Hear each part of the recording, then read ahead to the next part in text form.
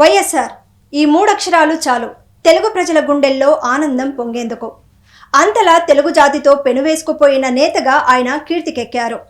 తెలుగు ప్రజల మనసుల్లో ఆయన పట్ల అదో రకమైన ఆరాధనాపూర్వక భావం తొణికిసలాడుతోంది. ఈరోజు ఆ మహానేత వర్ధంతి.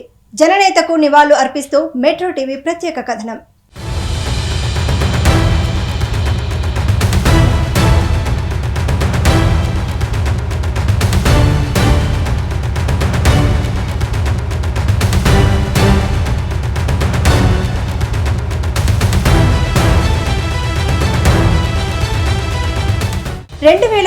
ఏప్రిల్ ప్రజా ప్రస్థానం పేరుతో ఒక చరిత్ర సృష్టించిన వైఎస్ఆర్ తన పాదయాత్రలో లక్షలాది ప్రజల హృదయాలను తన వైపు మళ్లించుకున్నారు. చేవెళ్ల వేదికగా పాదయాత్ర ప్రారంభించిన వైఎస్కు జనం అడుగడుగునా నీరాజనం పట్టారు. అసలు పాదయాత్ర చేయాల్సిన అవసరమేంటి అన్నది నాటి కాంగ్రెస్ శ్రేణుల ప్రశ్న. దానికి వైఎస్ సమాధానం ప్రజల కోసం వారి స్థితిగతులు తెలుసుకునేందుకు అని చిరునవ్వుతో పాదయాత్రని ప్రారంభించారు. నేనున్నానంటూ ఉమ్మడి ఆంధ్రప్రదేశ్ను నడుస్తూ చుట్టేశారు. రాష్ట్ర రాజకీయాల్లో వైఎస్ పాదయాత్రతో చరిత్ర సృష్టించారని చెప్పవచ్చు. రోడ్డుపై స్నానాలు, పేదల గుడిసెలో భోజనం, కనబడ్డ ప్రతి పేద రైతులతో ఆత్మీయ సంభాషణ, ఇది నాడు కనిపించిన పరిస్థితి. ఎక్కడికి వెళ్లినా వైఎస్ అన్న నినాదాలతో ఆ ప్రాంతం మారుమోగేదే. 2004లో అధికారంలోకి రాగానే ఎల్బీ స్టేడియంలో వైఎస్ సీఎంగా ప్రమాణ స్వీకారం చేశారు. ఎన్టీఆర్ తర్వాత ప్రజల ముంగిట్లో ప్రమాణం చేసిన నేత వైఎస్ మాత్రమే. ఇక అధికారంలోకి వస్తే ఉచిత విద్యుత్ ఇస్తామని చెప్పిన ఆయన ప్రమాణ స్వీకారం అవగానే దాన్ని నెరవేర్చడంతో పాటు మరో వర్గాన్ని రాష్ట్ర ప్రజలకు అందించారు. అదే అప్పటి వరకు ఉన్న విద్యుత్ బకాయిల రద్దు చేస్తూ తొలి సంతకం చేశారు. దాదాపు 1200 కోట్ల మేర ఆయన ప్రజలకు నాడు లబ్ధి చేకూర్చారు. వేగమైన అభివృద్ధి, ప్రజల సంక్షేమం, ఆరోగ్యం, రైతుకు ఆసరా, ఇలా వైఎస్ ఆలోచనలు సాగేవి. ఆంధ్రుల జీవనాడిగా ఉన్న గోదావరి జలాలు సముద్రంలో కలవడంపై ఆయన కలత చెందారు.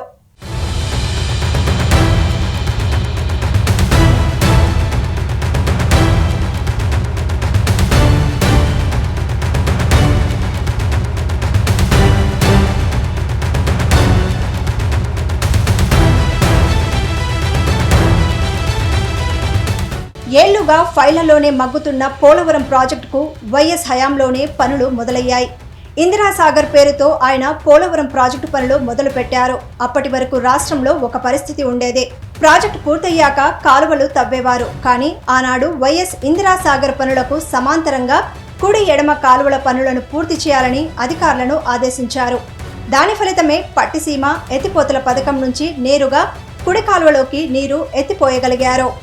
రాష్ట్ర ప్రజలు వారి ప్రయోజనాలే లక్ష్యంగా వైఎస్ పనిచేశారు. ఇటు తెలంగాణలోనూ ప్రాణహిత చేవెళ్ల పథకాన్ని డాక్టర్ బిఆర్ అంబేద్కర్ సుజల స్రవంతి పేరుతో చేపట్టి వేగంగా పనులను చేపట్టారు.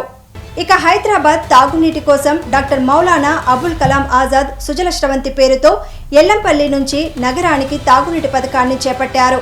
ఇక యువతకు ఉపాధి కోసం ప్రత్యేకంగా పథకాలు రూపొందించడంతో పాటు నాణ్యమైన విద్యకు మెరుగైన సదుపాయాల కల్పన ఆయన హయాంలోనే మొదలైంది. రాజీవ్ ఆరోగ్యశ్రీ దేశవ్యాప్తంగా అందరి ప్రశంసలు అందుకున్న పథకం. 2009లో రాష్ట్ర రాజకీయాలు పూర్తిగా మారిపోయాయి. చిరంజీవి ప్రత్యేక పార్టీతో ఎన్నికల బరిలో నిలిచారు. ఇక టీడీపీ, నాటి టీఆర్ఎస్ వామపక్షాలు మహాకూటమిగా అవతరించాయి. సింహం సింగిల్ హ్యాండ్గా అన్నట్టు ఒకేసారి 292 స్థానాలకు అభ్యర్థులను ప్రకటించి ప్రచారం ప్రారంభించారు. కాంగ్రెస్ పార్టీ చరిత్రలోనే ఇది నాడు సంచలనంగా నిలిచిందే.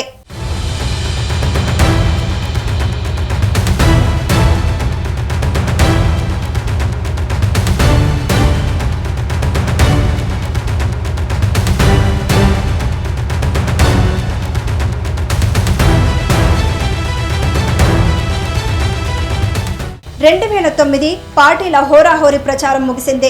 ఎన్నికల ఫలితాలు కాంగ్రెస్ కు అనుకూలంగా వచ్చాయి. మరోసారి వైఎస్ సీఎం పీఠం అధిరోహించారు. ఇక మునుపటి కన్నా ఉత్సాహంగా పాలన సాగించాలన్న ఆయన నిర్ణయానికి ప్రకృతి అడ్డుకుందేమో. రచ్చబండ కార్యక్రమంలో పాల్గొనేందుకు వెళ్లిన వైఎస్ హెలికాప్టర్ ప్రమాదంలో మృతి చెందారు. ఇది తెలుగు ప్రజలకు ఆశనిపాతమైన వార్త.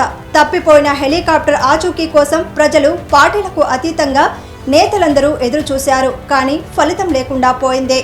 సంక్షేమం, అభివృద్ధి, ఇదే వైఎస్ జెండా, అజెండా. పేదలు, రైతులు ఎవరూ ఇబ్బందులు పడొద్దన్నది ఆయన ఆకాంక్ష. అందుకే ప్రజల హృదయాల్లో మహానేతగా నిలిచిపోయారు.